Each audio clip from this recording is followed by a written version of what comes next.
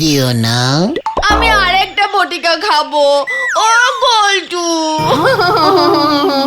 পাঁচু, তোদের পটেশ্বরী দিদিকে দুটো বটিকা ফিরিতেই দিয়ে দে। না না, বিজ্ঞানীদের এমন দুচক্কা হওয়া মোটেই ভালো কথা না। ঠিক আছে, দিচ্ছি। ওই দেখা গুলটে মামা, আরো লোক এসে গেছে, প্রচারে কাজ দিচ্ছে।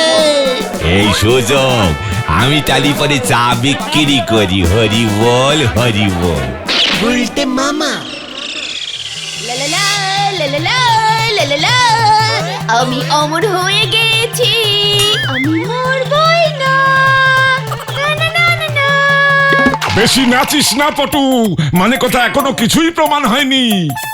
100 বছর পরেই বুঝতে পারবে। তাহলে যে মানে কথা আমাকেও অমর হতে হয়। এসব কি হচ্ছে বলো হরি বাবু? গুলটের বুঝলি কি বন্ধ করুন। কি কাণ্ড! গুলটের ওষুধে কাজ হবে না বলছেন ডাক্তার বাবু? কাজ হলে তো আমি বিপদে পড়ে যাব। গলতপুরে সবাই যদি অমর হয়ে যায়, রোগ ভোগ না থাকে, তবে আমার ব্যবসা মানে আমার ডাক্তারি যে লাটে উঠবে। কিন্তু আমি কি করব? অমর হওয়া তো আর বেআইনি না। আগে আমি একটা বটিকা খেয়ে দেখি মরি কিনা, তখন না হয় ওকে ধরবো। উফ, প্রথম দিনেই যে এই রেটে বিক্রি বাট্টা হবে আমি বুঝতেই পারিনি।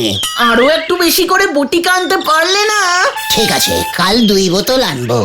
আবিষ্কার তো আমার, বটিকা তৈরি করতে আর কতক্ষণ। শোন, কাল বটিকার দাম বাড়িয়ে পার পিস 500 টাকা করে দেবো। জয় গুরু, আমরা যে বড় লোক হয়ে যাব। কিন্তু কেউ যদি প্রমাণ চায়? বলিবি এখন খান, না মরলেই প্রমাণ হয়ে যাবে।